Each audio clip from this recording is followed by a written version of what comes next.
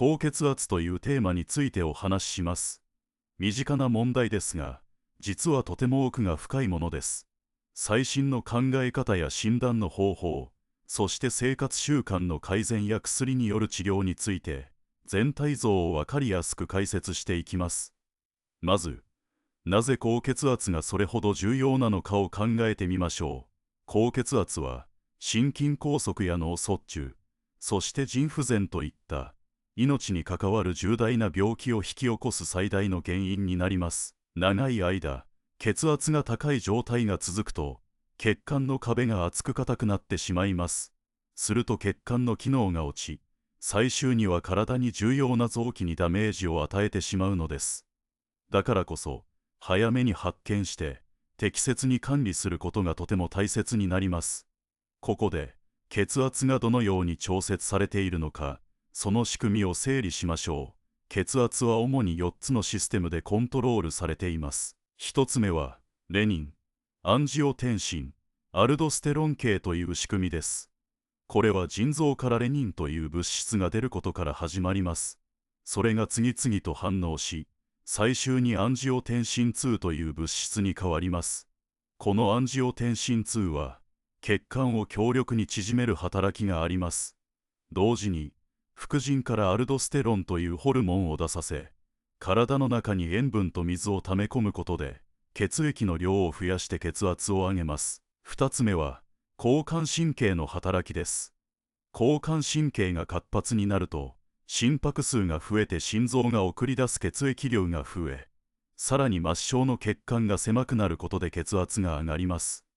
3つ目は、血管の内側の壁、つまり血管内皮の機能です。健康な血管は、一酸化窒素という物質を出して血管を広げてくれます。しかし、先ほどのアンジオテンシン2や酸化ストレスが増えすぎると、この一酸化窒素がうまく作られなくなり、血管が縮まりやすくなってしまいます。4つ目は、血管の硬さ、つまり動脈硬直度です。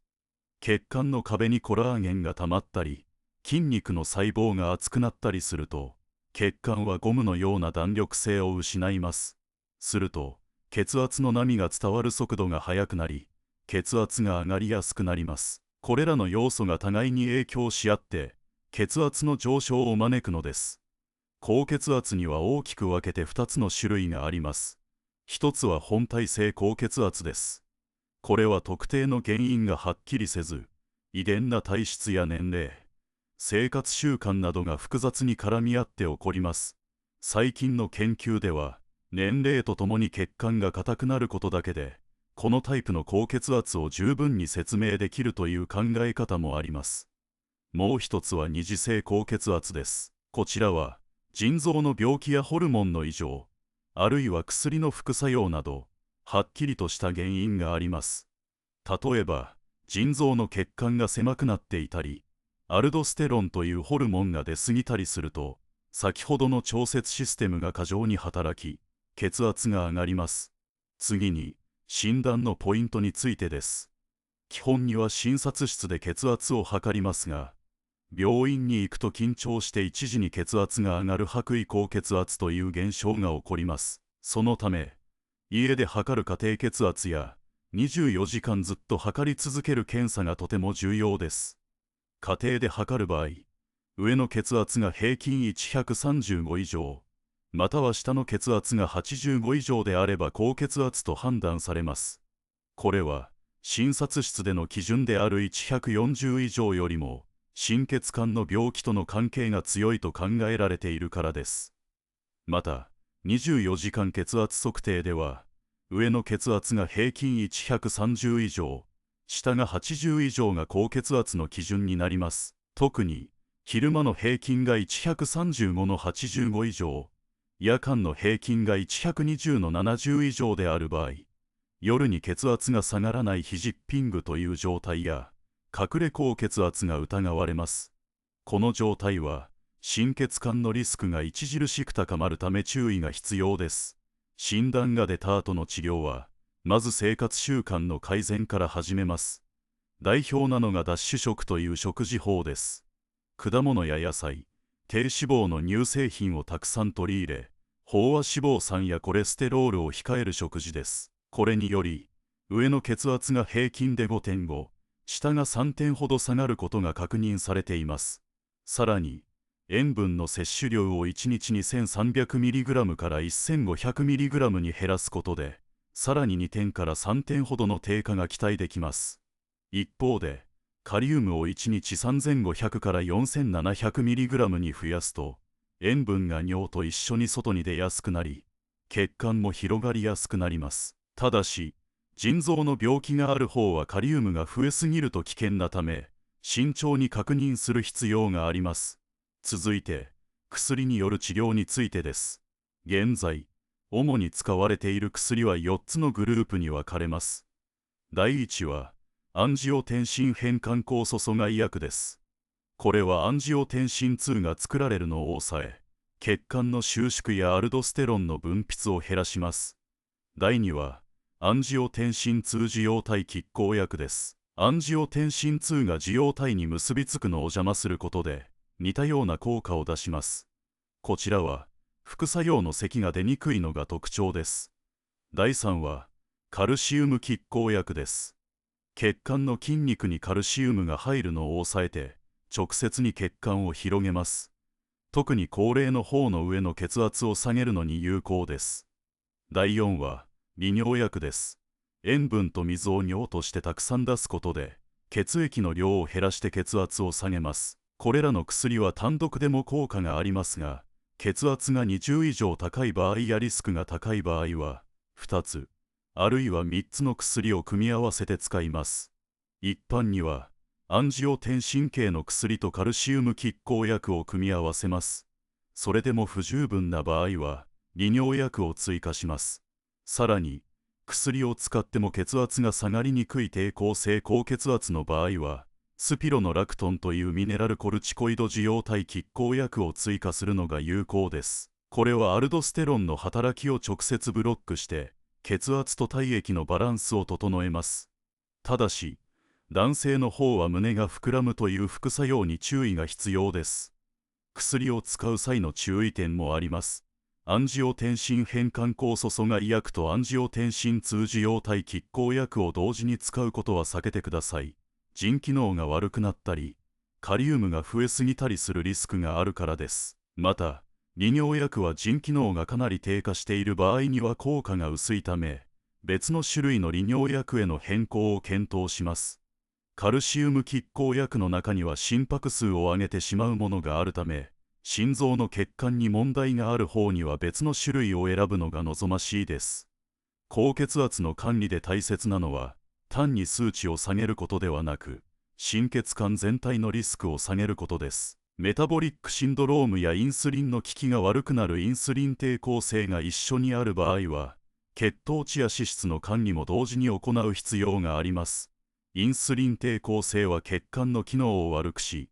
血圧をさらに上げてしまうからです。そのため、体重を減らしたり、有酸素運動を取り入れたりすることが重要です。運動をすることで、上の血圧が平均で7点、下が5点ほど下がると報告されています。ここで、2022年の最新ガイドラインを比較してみましょう。日本、欧州、米国の3つの基準を見てみます。日本高血圧学会は、目標を上の血圧120未満、下80未満としています。ただし、高齢の方は140以下まで許容しています。欧州心臓病学会は、一般に上の血圧130未満、下80未満を目標とし、糖尿病や腎臓病がある場合はさらに厳しく設定します。米国循環器学会は、上の血圧120未満、下80未満を推奨し、特にリスクが高い人は110以下を目指すよう指示しています。数値に多少の違いはありますが、どのガイドラインも生活習慣の改善と薬の組み合わせを基本とし、一人一人のリスクに合わせた個別治療を大切にしています。しかし、ガイドラインにも限界はあります。診断基準が違うことで、白衣高血圧や隠れ高血圧の捉え方に差が出てしまい、治療を始めるタイミングに混乱が起きる可能性があります。また、多くの根拠が欧米の人々に基づいているため、アジア人特有の塩分への反応や遺伝な背景に完全に合っているとは言い切れません。そのため、日本などのアジア圏では、塩分摂取量が多いことを考慮して、より厳しい塩分制限が推奨されることがあります。また、人工知能、つまり AI を使った血圧予測モデルも登場し始めています。ただ、実際の現場で使うには、データの形式を揃えることやプライバシー保護などの課題があります。将来には、画像診断で血管の硬さを数値化し、AI が一人一人に最適な薬を選んでくれるシステムの実現が期待されています。最後に、診療で役立つポイントをまとめます。まず、診断の時は必ず家庭血圧や24時間血圧測定を併用し、白衣高血圧と隠れ高血圧を正しく見分けます。次に、生活習慣の指導です。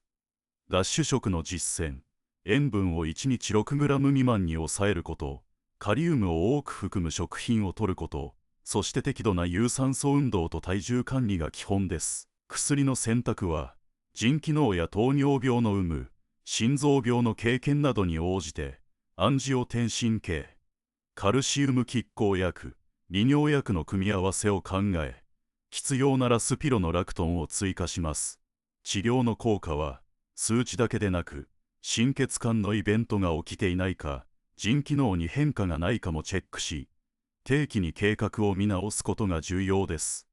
高血圧は単なる数字の問題ではなく、全身の血管と臓器に影響を与える複合な病気です。さらに、血圧管理の新しい流れである個別化医療についても触れておきます。最近ではゲノム解析が進み、高血圧に関わる遺伝子のネットワークが分かりつつあります。例えば、塩分への反応に関わる ENAC 遺伝子の変異や、血管の収縮を制御する β2 アドレナリン受容体の方などは、どの薬が効きやすいかを予測する指標として研究されています。これらの遺伝情報をデータと組み合わせることで、アンジオテンシン変換酵素阻害薬が効く人と、カルシウム拮抗薬が適している人を事前に見分けられる可能性があります。実際に日本での大規模な研究では、特定の遺伝子を持つ人が利尿薬だけでは血圧が下がりにくいことが報告されており、薬選びの指針として活用できる道が開かれました。また、薬以外の方法として、遠隔血圧モニタリングが普及しています。スマートフォンと連動した自動血圧計を使い、測定データをリアルタイムでクラウドに送ることで、医師が専用の画面で血圧の傾向を分析できます。このシステムは、病院に来る回数が少ない高齢の方や、通院が難しい地方に住む方にとって、非常に有効な手段となります。血圧の変動を早くに見つけ出し、お薬の量を調整することをサポートします。さらに、機械学習という人工知能の技術を組み合わせることで、季節の変化やストレス、睡眠時間といった生活環境まで考えた予測モデルを作ることができます。将来には、血圧が上がりそうなリスクを自動にスマホへ通知してくれる仕組みが期待されています。画像診断の分野でも大きな進歩がありました。血管の壁がどれくらいしなやかかを調べる脈波伝播速度、いわゆる PWV の測定は、これまでは専門の施設でしかできませんでした。しかし最近では、持ち運びができる超音波装置と専用のソフトを使うことで、普通の外来診療でも手軽に調べられるようになりました。この数値が基準より高い人は、動脈硬化が進んでいる可能性が高いため、血圧の管理だけでなく、コレステロールを下げる薬や血をサラサラにする薬を一緒に使うことを検討する必要があります。また、心エコーでわかる心臓の左室肥大の程度と、この PWV には深い関係があることが分かっており、心臓や血管のリスクを総合に判断する大切な指標になります。ここからは、少し特殊な二次性高血圧の診断と治療についてお話しします。副腎という場所にある腫瘍が原因で起こる原発性アルドステロン症は、若い女性に多く見られます。症状がない軽い高血圧として見過ごされがちですが、血液中のアルドステロン濃度とレニン活性の比率を測ることで有効に診断できます。この比率が20以上の場合は画像診断へと進みます。手術で取り除くことが根本な治療になりますが、手術が難しい場合は特定の受容体をブロックする薬を長く飲み続けることが推奨されます。最近ではアルドステロンを作る酵素だけを狙って抑える新しい薬が試験段階にあり、腎臓を守る効果も期待されています。睡眠時無呼吸症候群、いわゆる SAS との関係も重要です。この病気の方は交感神経がずっと興奮した状態になりやすく、夜間に血圧が下がるという自然なリズムが消えてしまいます。その結果、血圧のコントロールがとても難しくなります。CPAP という呼吸補助装置を使った治療は、血圧を下げる効果があることが多くの研究で証明されています。そのため、血圧管理をする際は必ず睡眠の状態を確認し、必要であれば装置の導入を考えるべきです。さらに、妊娠高血圧症候群、つまり妊娠中毒症に対する最新の治療指針を見てみましょう。妊娠中は血管の抵抗が変わりやすく、特に赤ちゃんへの影響を最小限に抑える薬選びが求められます。現在は、メチルドパやラベタロールという薬が第一選択として推奨されています。一方で、ACE 阻害薬や ARB という薬は、赤ちゃんに危険があるため使ってはいけない禁忌とされています。症状が重い場合には、血液を入れ替える血小置換や血液透析を組み合わせて集中管理を行い、お母さんと赤ちゃんの生存率を高めています。生活指導の具体な例として、食事の細かい調整法を紹介します。塩分を1日 6g 未満に抑えるだけでなく、作り方にも工夫が必要です。例えば、味噌や醤油の代わりに、昆布だしや柚子胡椒を使ってみてください。旨味成分であるグルタミン酸を自然に取り入れることで、塩気が少なくても満足感を得られ、結果として塩分量を減らすことができます。また、カリウムが豊富なバナナやほうれん草、さつまいもを毎食に取り入れると、血管を広げる作用が期待でき、血圧を下げる助けになります。さらに、オメガ3脂肪酸を含む青魚を定期に食べることは、炎症を抑えて血管の機能を改善させる効果があることが、多くの研究で裏付けられています。運動については、ただ歩くだけの有酸素運動だけでなく、筋力トレーニングを組み合わせることが推奨されます。週に2回の筋トレは、インスリンの効きを良くし、血圧を安定させます。特に太ももの前側にある大腿四頭筋や背中の筋肉など、大きな筋肉を鍛えることで、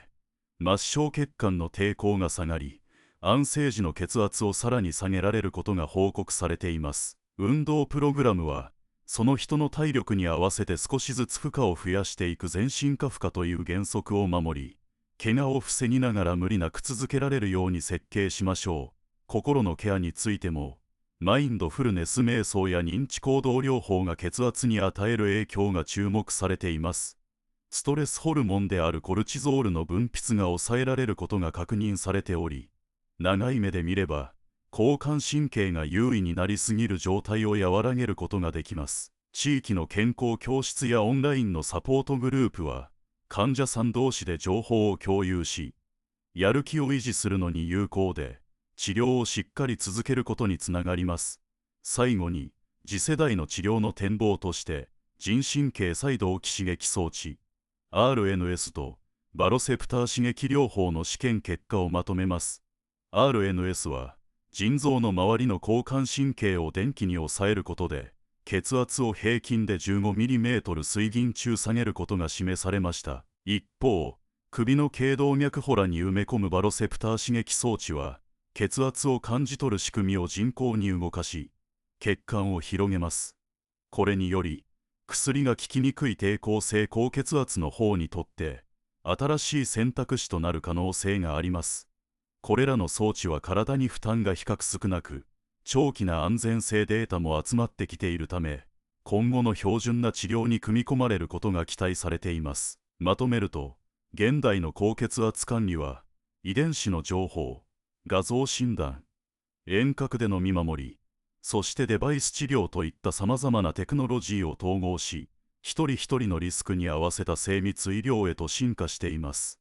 医師は根拠に基づいた薬選びとともに、生活習慣の指導、心のサポート、最新技術の導入をバランスよく組み合わせることで、心血管の病気を根本から予防できるでしょう。これからも研究成果を早く現場に届け、誰もが健康な血圧を維持できる社会を目指しましょう。今後の展望として、遺伝子情報と体の特徴を統合した高血圧ゲノムスコアの活用が期待されています。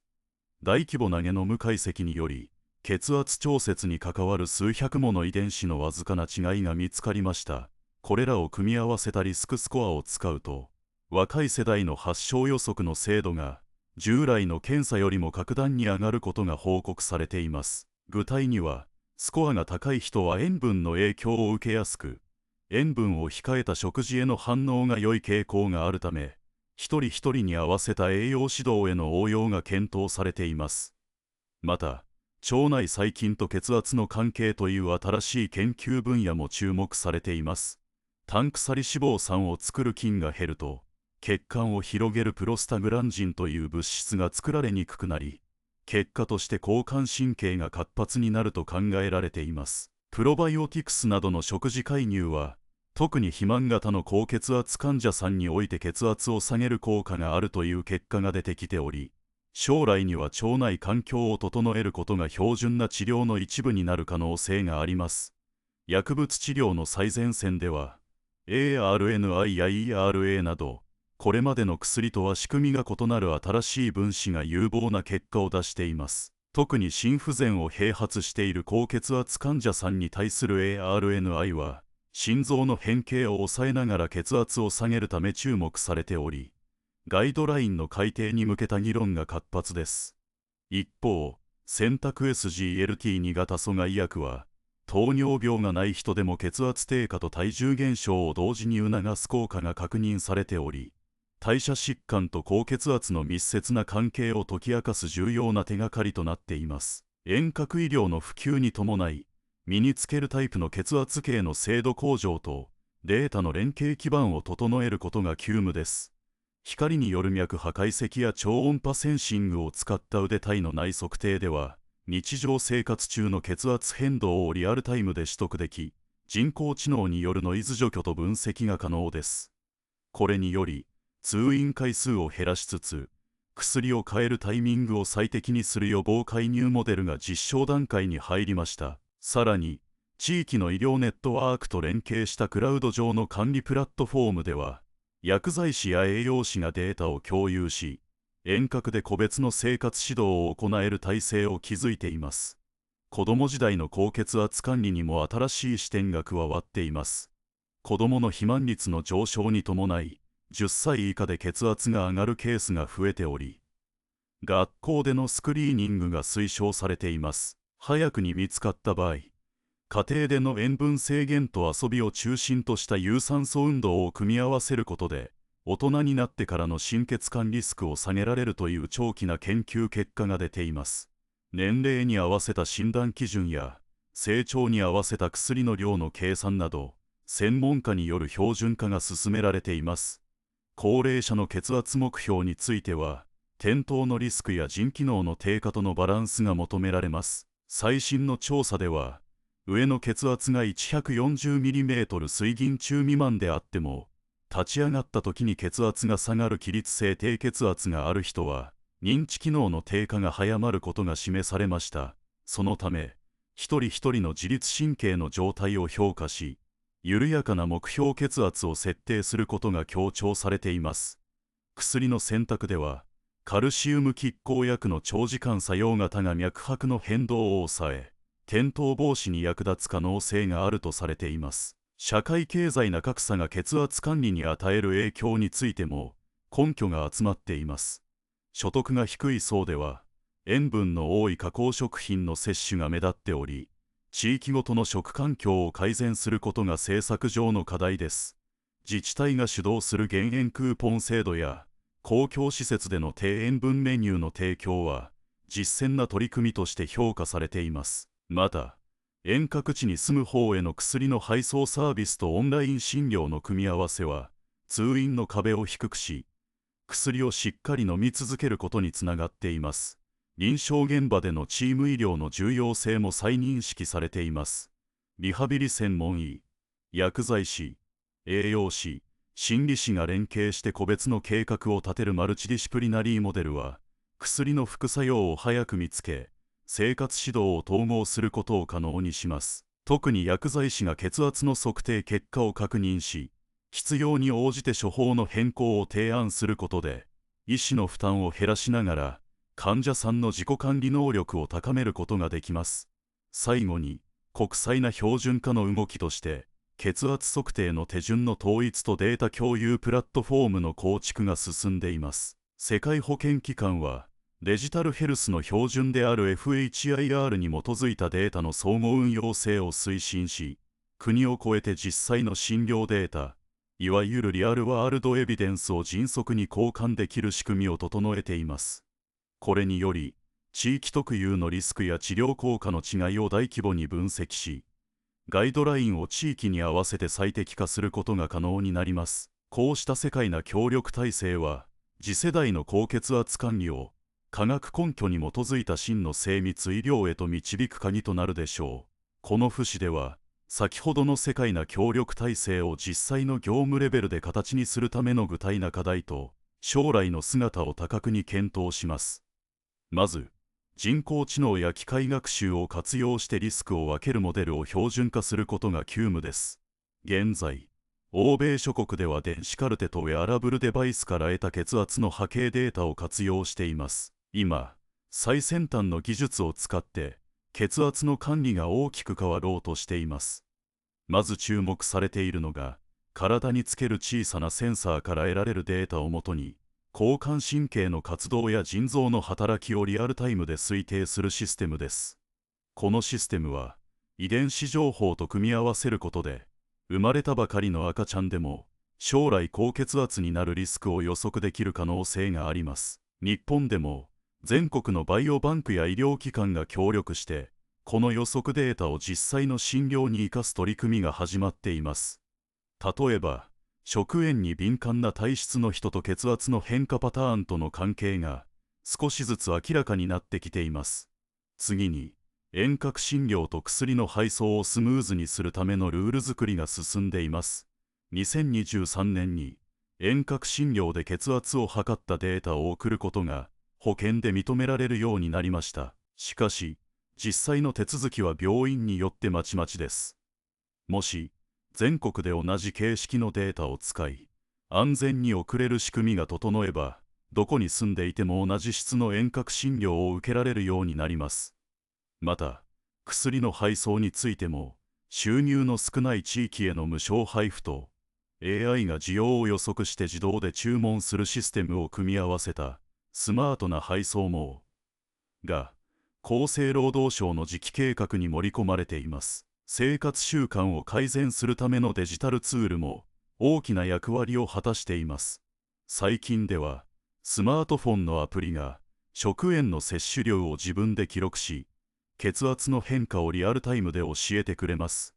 これにより、ユーザーが自分の健康に関心を持ち続ける手助けをしています。特に注目されているのが、瓶のサンプルを簡単に分析できるキットと、個人に合ったプロバイオティクスが入った食品を組み合わせたサービスです。これにより、腸内の善玉菌が血圧を改善するメカニズムを、実際の診療現場ですぐに確かめることができるようになります。また、ゲームの要素を取り入れた有酸素運動プログラムは、子どもや若者の肥満に関連する高血圧を予防するのに効果であることが、多くの学会で報告されています。教育の面でも、新しい取り組みが始まっています。医師、薬剤師、栄養士が一緒に受ける高血圧マルチモーダル治療認定コースが設立されつつあります。このコースでは、最新のガイドラインの解釈だけでなく、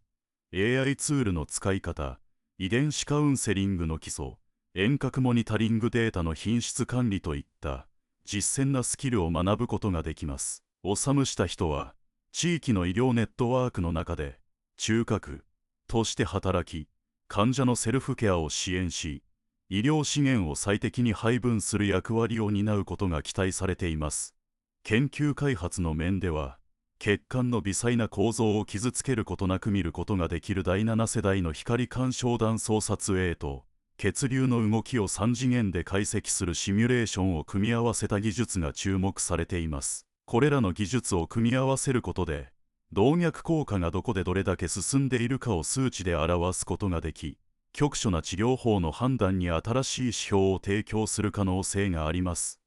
また、遺伝子の働きを変えるメカニズムと血圧の関係を明らかにするための長期な研究が国内外で同時に始まっています。食事、運動、ストレス管理が遺伝子にどのような影響を与えるかを総合に評価することで、生活習慣の改善が分子レベルでどのように効くのか、その根拠が明らかになっていく見込みです。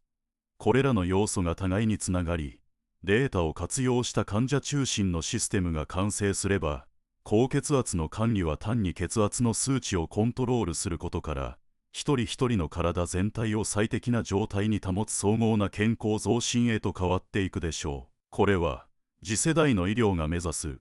予防と治療の融合、モデルの中核であり、持続可能な社会保障制度を作る上でも、非常に重要な課題です。